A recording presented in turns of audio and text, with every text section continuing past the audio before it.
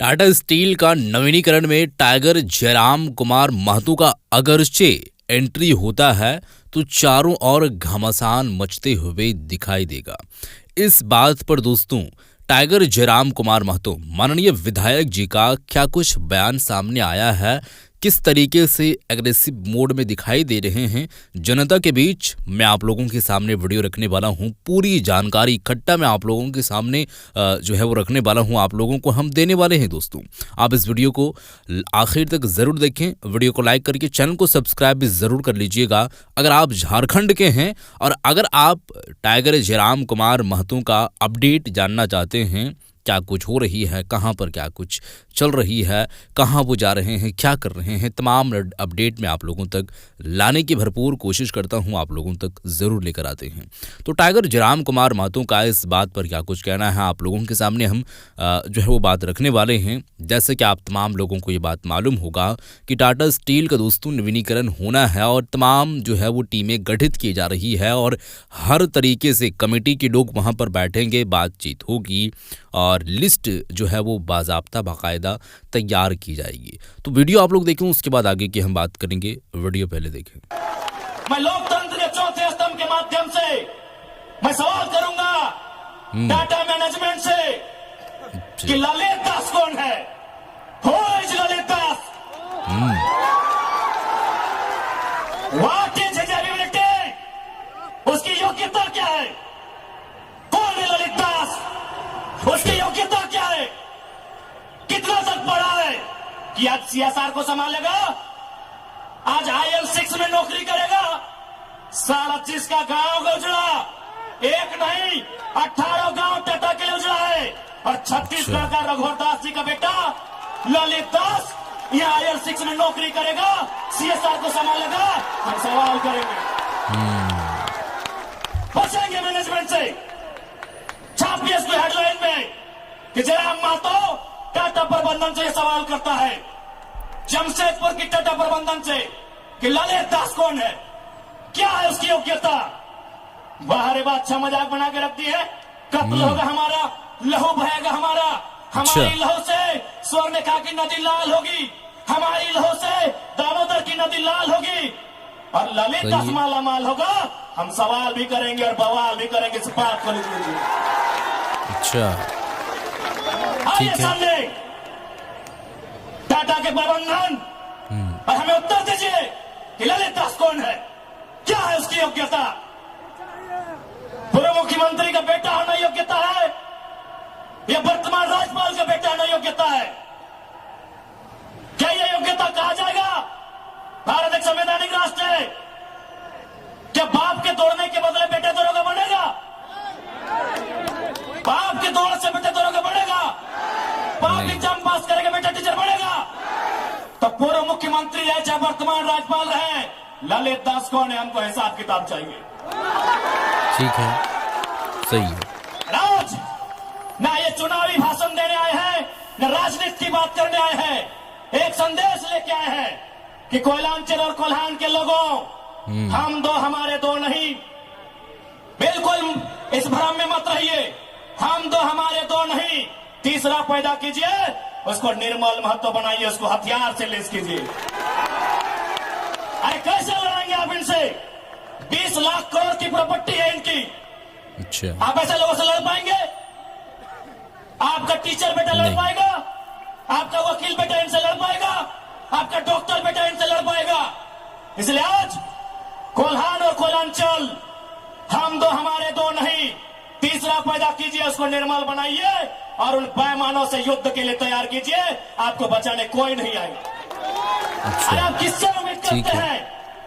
SSP, आपको जानकारी होना चाहिए, एसएसपी टाटा का साथ देते हैं। हिंदू मुस्लिम का राइट होता है, 44 मुसलमानों की दुकान तोड़ी जाती है, उस समय धारा 144 होता है, लेकिन टाटा रातों रात रोड बनाता है, धारा 144 का कहीं जिक्र नहीं होता है। आपकी सुरक्षा कौन करेगा बताइए? सही है। कौन करेगा आपकी सुरक्षा? ये हम आपको बताइए हमें, कौन करेगा आपकी सुरक्षा? आज ये डोबो का वीडियो किसी हो, कोई डोबो का सीओ है, पहले मैं कहना चाहूंगा यहाँ बहुत सारे पुलिसकर्मी हैं जो ईमानदार हैं, उनको नमस्कार है। अच्छा, सही है। आईएएस रहे चाहे आईपीएस रहे, जो ईमानदार है उनको नमस्कार है। अगर कंपनी में भी ईमानदार लोग हैं तो ईमानदार है उनको नमस्कार है। लेकिन सुनने में आया है कि डोबो का सीईओ 20,000 रुपया प्रति एकड़ अपने बाप का जमीन मोटेशन करवाने के नाम पे मांगता है। ऐसे अच्छा। सीईओ को जो डोबो का सुनने में आया है उसको तो हम होने में लेकर डुबा दीजिए। इस बात को हम चिन्ह ठोक के कहेंगे। अच्छा, उसका बाप का जमीन है क्या? 20,000 नहीं, 20 पैसा नहीं मिलेगा, 20 पैसा नहीं मिलेगा। वीडियो का बाप का जमीन है, सीईओ का बाप का जमीन है क्या? लेकिन ठीक है। आपके बाप का दादा का ये जमीन है। ये 4,000 साल से हम ये खेती बाड़ी करते हैं, ये हमारा प्रमाण है। अरे अब तो दुनिया के वैज्ञानिक मान रहे हैं कि सबसे पहला इंसान सिंहभूम से निकला था। आप गर्व कीजिए अपने इतिहास पर, आप गर्व कीजिए अपने इतिहास पर। ये हम नहीं कह रहे हैं, ये दुनिया की रिसर्च की टीम कह रही है कि जब दुनिया जल में था और जल से जो मिट्टी का कण पहले बाहर आया था और सिंहभूम का इलाका था, ये दुनिया के रिसर्च टीम कह रही है। यानी ये जमीन हमारी है, ये भूमि हमारी है। और आज यहाँ हम बेगाने बन के बैठे हैं, आज यहाँ हम दर बदर की ठोकरें खा रहे हैं। आज हमारे यहाँ कत्ल किया जा रहा है और एकदम साल दर साल किया जा रहा है। 77 में, 87 में, 97 में, 7 में एकदम कंटिन्यूली हमारा कत्ल किया जा रहा है। और आज हम हाथ धर के बैठे हैं। आज हम कहना चाहेंगे, आज बिल्कुल अगर हम होते निर्मल दा के समय, यदि हम होते सुनील दा के समय, कसम से आंख से आंसू नहीं बहाते, कसम से आंख से आंसू नहीं बहाते। उनकी मौत के साथ साथ और 100 लोगों को मरने के लिए तैयार करते और आंख से आंसू नहीं, उनको नदी में बहाते जो उनकी मौत का कारण बने थे। अच्छा, हमने आंख से आंसू बहाया, हमने अनाथों जैसा अनुभव किया कि हमारे लीडर चले गए। अब रोने का समय नहीं है, अब बिलखने का समय नहीं है, इंतकाम का समय है। क्योंकि आने वाला 20 साल बाद आने वाली पीढ़ी ना वो निर्मल दा को पढ़ने का समय जुटा पाएगी, ना वो बिरसा मुंडा को पढ़ने का समय जुटा पाएगी, ना वो शेख भिखारी को पढ़ने का समय जुटा पाएगी। आने वाली पीढ़ी सवाल भी नहीं कर पाएगी। इसलिए आज आपको अपने हर एक घर से, हर एक परिवार से एक एक औलाद को, चाहे बेटा या बेटी रहे, एक एक औलाद को फौलाद बनाना होगा। ये आज मैं कोल्हान वासियों को कहना चाहूंगा। ठीक है, सही है।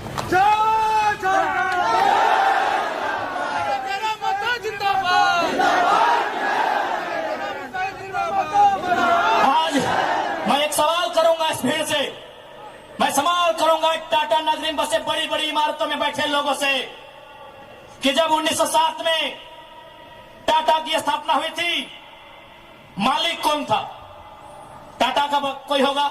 1907 में टाटा की स्थापना हुई थी, मालिक कौन था? Who was the founder? Who was the owner? Tata का कोई होगा? नौसेरे भाई टाटा या जो भी उनका नाम है। आज 115 साल बीत चुके हैं। आज टाटा का मालिक कौन है?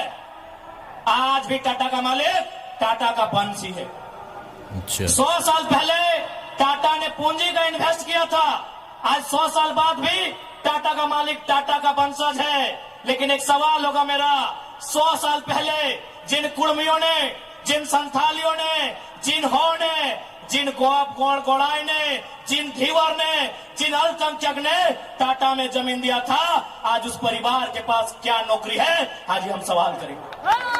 अच्छा, ठीक है। अरे आपने पूंजी लगाया, 100 साल बाद आप मालिक है। हमने भी पूंजी दिया है। पूंजी 2 प्रकार की होती है इंपॉर्टेंट, एक जमीन, दूसरा अर्थ। अर्थ आपका, मालिक आज आप है, जमीन हमारी, हम कहां है ये सवाल करेंगे। ये कैसा देश है जो कहते हैं ये गांधी का देश है, ये किसानों का देश है? गांधी जी कहते थे कि किसानों की आत्मा बसती है गांव में, तो आज कहां है गांव? आज कहां है किसान? केवल पूंजीवादी का हावी, आज चारों तरफ केवल कैपिटलिज्म के लोगों का दबदबा। ठीक है, हम विकास के विरोधी नहीं है। अरे हमने इंसान भी दिया है और जमीन दान भी दिया है। अच्छा, हमने ठीक है। इंसान के रूप में कभी बिरसा भगवान को दिया, कभी भागीरथ मांझी, कभी तिलका मांझी को दिया, तो कभी निर्मल महतो, तो कभी सुनील महतो जैसे शेर को हमने दिया। और जमीन की बात कीजिएगा तो जहां तक टाटा की नजर जाएगी वो जमीन सारी की सारी हमारी है।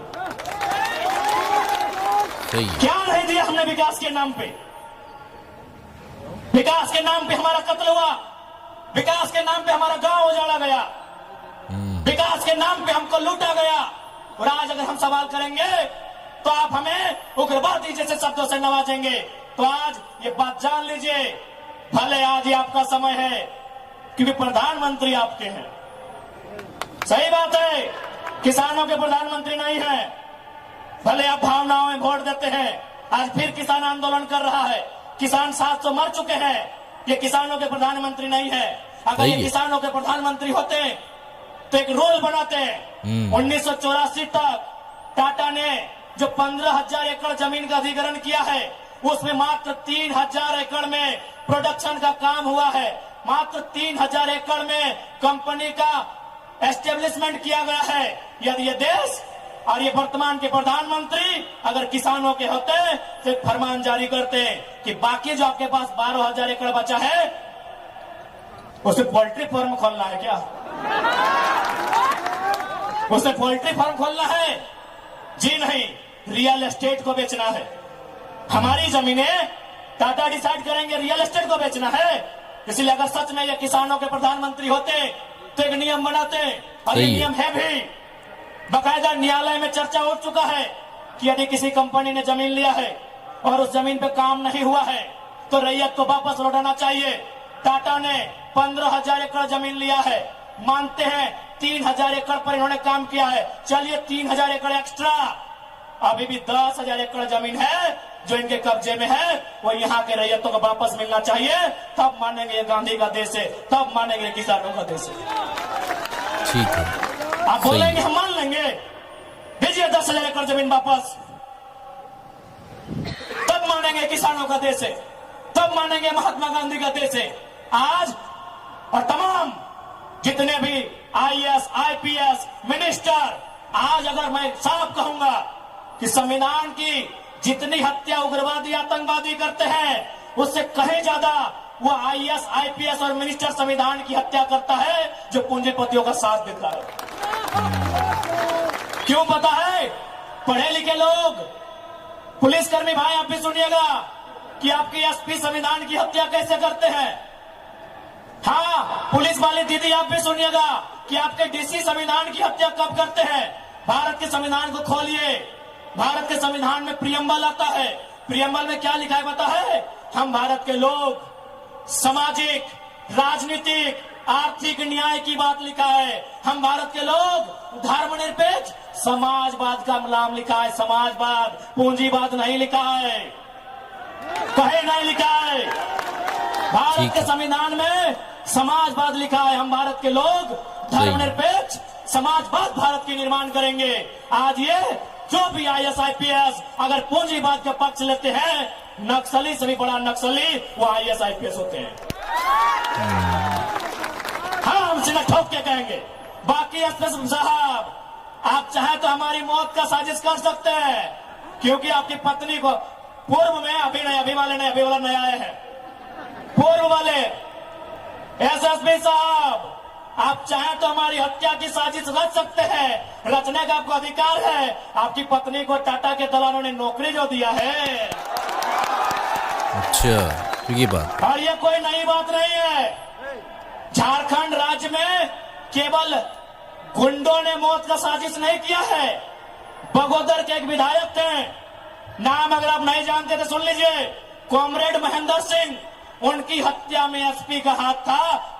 सीना ठोक के कहते हैं आज, अच्छा। आज भी गांव में लोग कहते हैं कि कॉमरेड महेंद्र सिंह की हत्या में उस समय जो भी थे, क्योंकि हम लोग उस समय अंडा मेरा छोटा बच्चा थे, हमें आइडिया नहीं है, जो भी थे, जिस भी जिला के थे, झारखंड में 24 में से एक SP का हाथ था महेंद्र सिंह की हत्या में। तो ऐसे लोग जिनकी पत्नियों को, जिनके बच्चों को ये लोग नौकरी देंगे, वो हत्या करने से पीछे कैसे हटेंगे?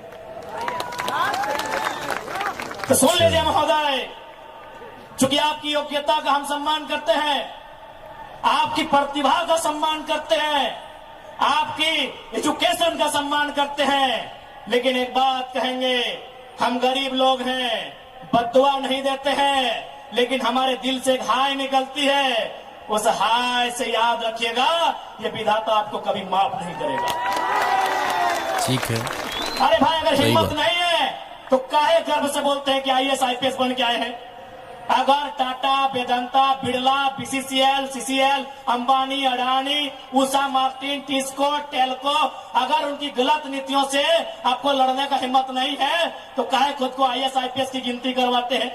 सही बात चपरासी है। बनिए, चपरासी बनिए।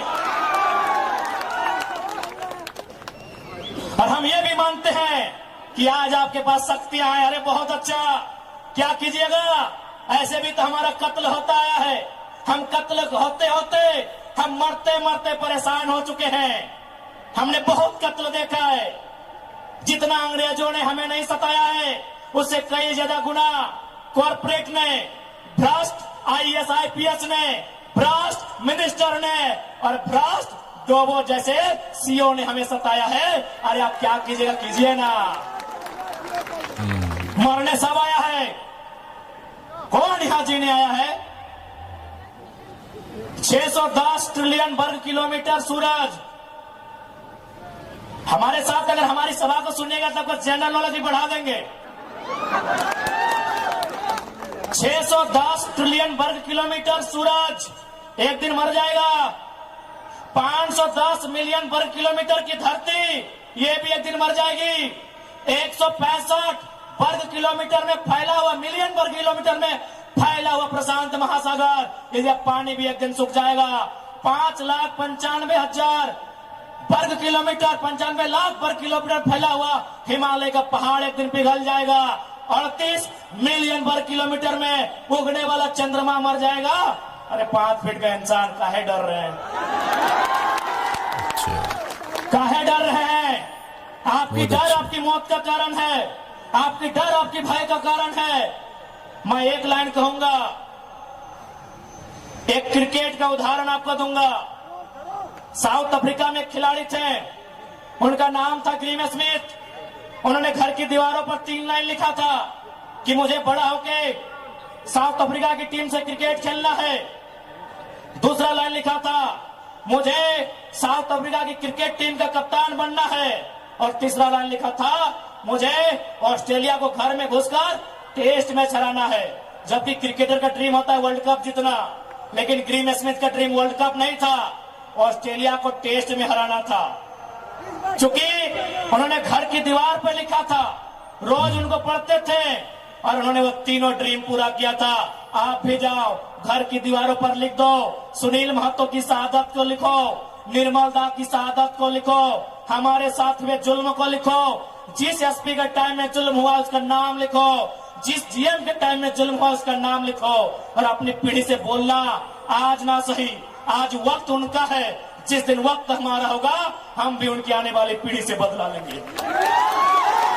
जाओ अपने घर की दीवारों पर लिखो, जाओ शोषित लोग, वंचित लोग अपने घर की दीवारों पर लिखो, हाँ आज समय इनका है, आज ये बड़ी बड़ी इमारतें इनका समय है। लेकिन याद रखिएगा, सिकंदर भी 33 साल की उम्र में झाल बजाकर लौट गया था। अच्छा। बड़े बड़े 30 मारखास जहां से लौट गए। इसलिए मैं तमाम लोह नगरी में जितने पदाधिकारी हैं, जितने मिनिस्टर हैं, मैं एक संदेश देना चाहूंगा, पाप का भागी मत बनिए। पाप किसी के बाप का नहीं होता है। कंपनियों की दलाली मत कीजिए, रैयत के साथ इंसाफ कीजिए। ये मैं तमाम प्रशासनिक लोगों से निवेदन करना चाहूंगा।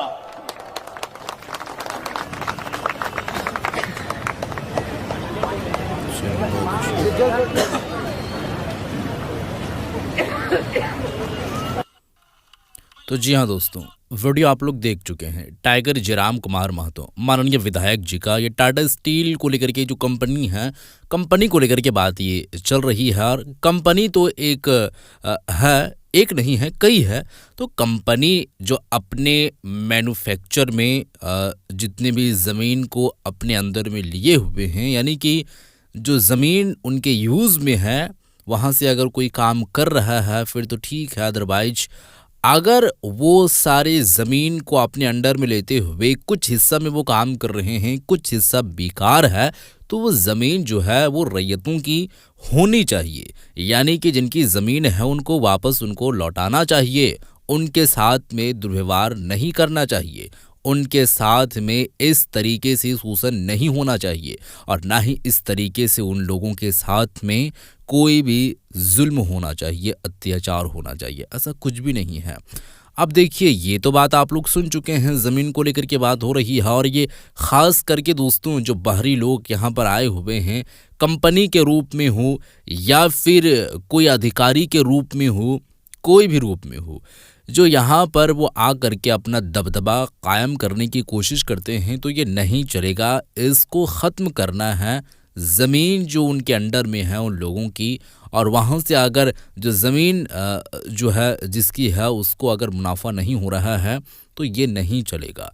इस पर आवाज़ हमेशा हमेश जो है वो उठाते हुए दिखाई दे रहे हैं टाइगर जयराम कुमार महतो। बीते दिनों अभी कुछ दिन पहले जो हंगामा हुई थी बाघमारा बिरमो के अंडर में, उन सब सारी चीज़ों से आप जो है वो रूबरू हैं, आप उस चीज़ को जान रहे हैं। अब ये वीडियो आप लोग तो देख चुके हैं, लेकिन एक बात मैं आप लोगों को क्लियर करना चाहूँगा। आप लोगों में से कई सारे लोग होंगे जो ये बात सोचते होंगे कि अभी हाल ही दिनों का यह वीडियो है, लेकिन जहाँ तक मेरे जहन में ये बात आ रही है चुनाव से पहले का ये वीडियो है। चलिए चुनाव से पहले का वीडियो हो, बाद का हो, वो जो है वो मैटर नहीं करता है, डजेंट मैटर। लेकिन आवाज़ ये हमेशा उठाते आए हैं। चुनाव से पहले अगर था, देखने में आया कि बैकग्राउंड में आप गौर से वीडियो को देखेंगे तो जो है रिजवान क्रांतिकारी का आप लोग एक झलक देख पाएंगे। तो उनकी अब जो है वो उन लोगों की दोस्ती टूट चुकी है, वो जेएमएम में जा चुके हैं। तो ये पहले का होगा, ये बात जो है वो हमारी समझ में आ रही है। आप लोग इस चीज़ के बारे में ज़रूर बताएंगे, लेकिन आवाज़ वो हमेशा जो है वो उठाते दिखाई दे रहे हैं। हम देखते हैं कहाँ तक क्या कुछ होता है, वो आगे तो आप लोगों को ज़रूर मालूम चलेगा। फिलहाल के लिए इस वीडियो को शेयर करते मिलते हैं एक और नई वीडियो के साथ। तब तक के लिए खुदा हाफिज़।